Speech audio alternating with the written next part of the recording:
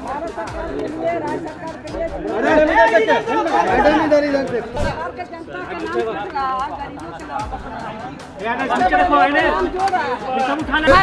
साल पहले जो मतदाता सूची वैध था, आज वो अवैध कैसे हो गया?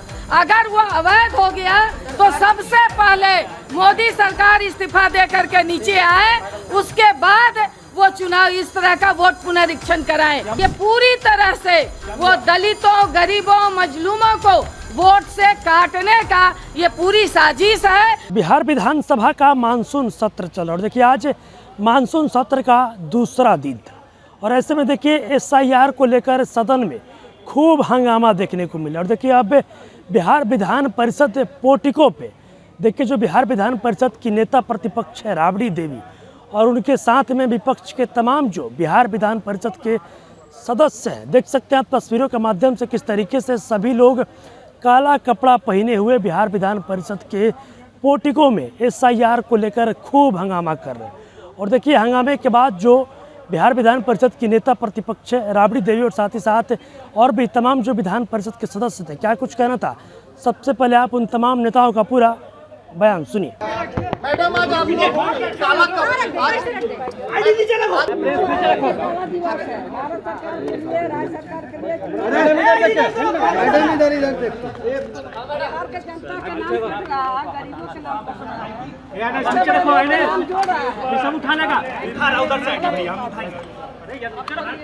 आइए मदन बाबू बोलिए बोलिए बोलिए मैडम, आज आप लोग काला ड्रेस में विरोध कर रहे हैं। अब बोले जैसा कि आप लोग जानते हैं,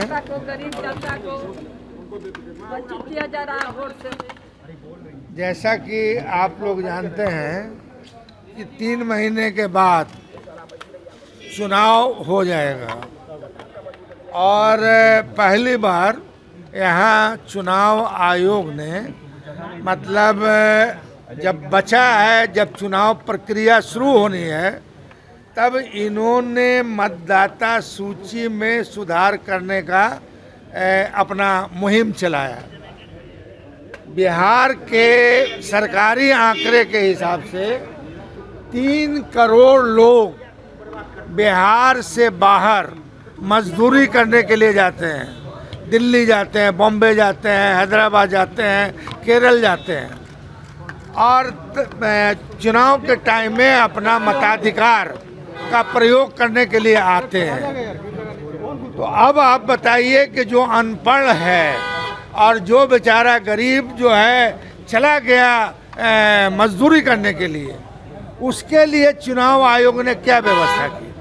दूसरी बात, जब चुनाव आयोग को ये करना था तो इतने दिन से क्यों सोई हुई थी? 6 महीना 1 साल पहले इसका पुनरीक्षण कराते, जो गलती थी उसकी सुधार कराते। मगर ये पुनरीक्षण बहाना है, गरीब, गुरबा, मजदूर, अल्पसंख्यक को का जो है वोट से, मतदाता सूची से हटाना मकसद है। और आप देखते होंगे कि एक सांप्रदायिक पार्टी जो सरकार में है वो कह रही है कि साहब बांग्लादेश से लोग आ गया है, फलाने से आ गया है, फलाने से आ गया है। तो अगर थोड़े देर के लिए आ गया है, अगर आ गया है कोई, तो ये भारत सरकार का फेल्योर है। हमारा सीमा सुरक्षा बल जो है कहाँ था?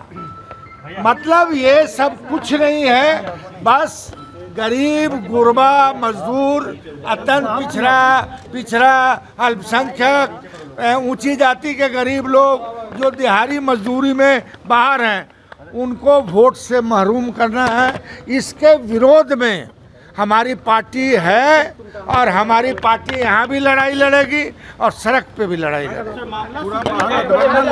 इस मतदान पुनरीक्षण का विरोध कर रही है और बहुत डिटेल्स में हमारे अब्दुल वारिस सिद्दीकी जी ने जो कहा है, बिल्कुल सही कहा कि इस राज्य के जो दलित हैं, गरीब जनता है, अल्पसंख्यक है, और जो इस राज्य से बाहर बड़ी संख्या में जो मजदूरी करने अपना पेट पालने जाते हैं, वैसे सभी को मतदान से अलग करने की एक बड़ी साजिश है।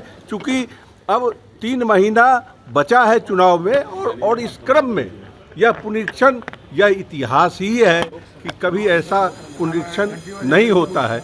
इसलिए हम लोग इसका जमकर विरोध कर रहे हैं राज्य के स्तर पर, देश के। सबसे बड़ी बात है आप लोकसभा का चुनाव कराए हैं, उनका अपना सर्वे है जो महागठबंधन जीत रहा है, उनका सर्वे कह रहा है कि इस मतदाता सूची पर हम हार रहे हैं, इसीलिए गरीब लोग तबके के लोगों को मतदान से वंचित करा करके वो यहाँ सरकार को हिजैक करना चाहते हैं, क्योंकि उन्हें लगता है जिस बार हम चुनाव हार रहे हैं। महाराष्ट्र में उन्होंने दूसरा अपनाया और यहाँ तीसरा लाइन अख्तियार करके सरकार पर कब्जा करना चाहते हैं। यहाँ की गरीब जनता पूरी तरह से सतर्क है और इनको इसका जवाब निश्चित रूप से मिलेगा। एक साल पहले जो मतदाता सूची, एक साल पहले जो मतदाता सूची वैध था, आज वो अवैध कैसे हो गया?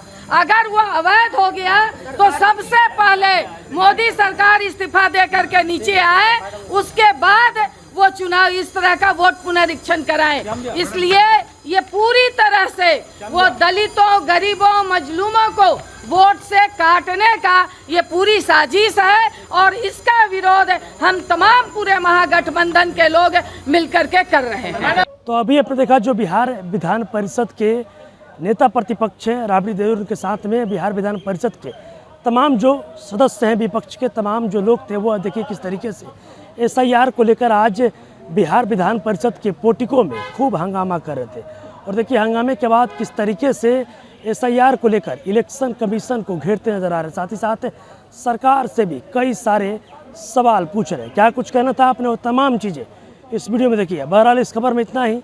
आगे खबरों के लिए आप मेरे साथ जुड़े रहें। सहयोगी पंकज के साथ मैं रोहित।